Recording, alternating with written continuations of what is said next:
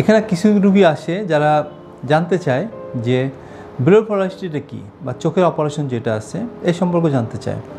তা আসলে আমাদের যে চোখ আছে চোখের নিচে অনেক সময় ব্যাগ অফ ফ্যাট এইখানটায় এবং এইখানটায় একটা চর্বি দলার মতো জমে যায়, এটাকে আমরা বলি ব্যাগ অফ ফ্যাট। এইটার যে সার্জারিকে যে করা হয় এটিকে বলা হয় কিন্তু ব্লেফারোপ্লাস্টি। অথবা চোখের উপরে পাতাটা ঝুলে যায়, নিচের দিকে ঝুলে যায়, এটাকেও আমরা কারেকশন করি, এটাও ব্লেফারোপ্লাস্টির মধ্যেই পড়ে। এখানে কি করা হয়, এখানে যেটা করা হয় এখানে ইনসিশনটা এমনভাবে দেওয়া হয় দিয়ে যাতে চোখের পাতা ঠিক নিচ দিয়ে এটাকে ভিতরে থেকে যে ফ্যাটটা থাকে সেই ফ্যাটটাকে বের করে দেওয়া হয়।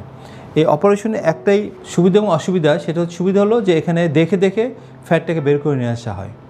আর অসুবিধা হলো প্রত্যেকটা পয়েন্ট আপনাকে দেখে দেখে দেখে যে রক্ত যে নালীগুলো আছে এগুলোকে ব্লক করে দিতে হয়।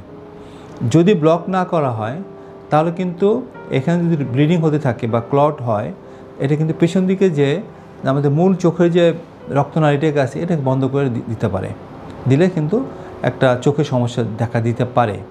এই কারণে এই অপারেশনটা খুব সূক্ষ্মভাবে করতে হয় এবং দেখে শুনে বুঝে এই ফ্যাটগুলো বের করে এবং যতটুকু দরকার ঠিক ততটুকু, বেশিও না কমও না, এবং রক্তনালীগুলোকে আবার আমরা বলি বন্ধ করে দেওয়া। এটাকে আমরা আমাদের যে বাইপোলার ডায়াথার্মিয়া আছে এটা দিয়ে দেখে দেখে দেখে দেখে আস্তে আস্তে আস্তে আস্তে বন্ধ করে দেওয়া হয়, দিয়ে আমরা আবার ক্লোজ করে দিই সেলাই করে। এখানে সেলাই দেওয়া হয় এবং এমনভাবে ইনসিশনটা দেওয়া হয় যে একটু দাগ বোঝা যায় না এখানটা চোখের নিচে। এটা হলো একটা।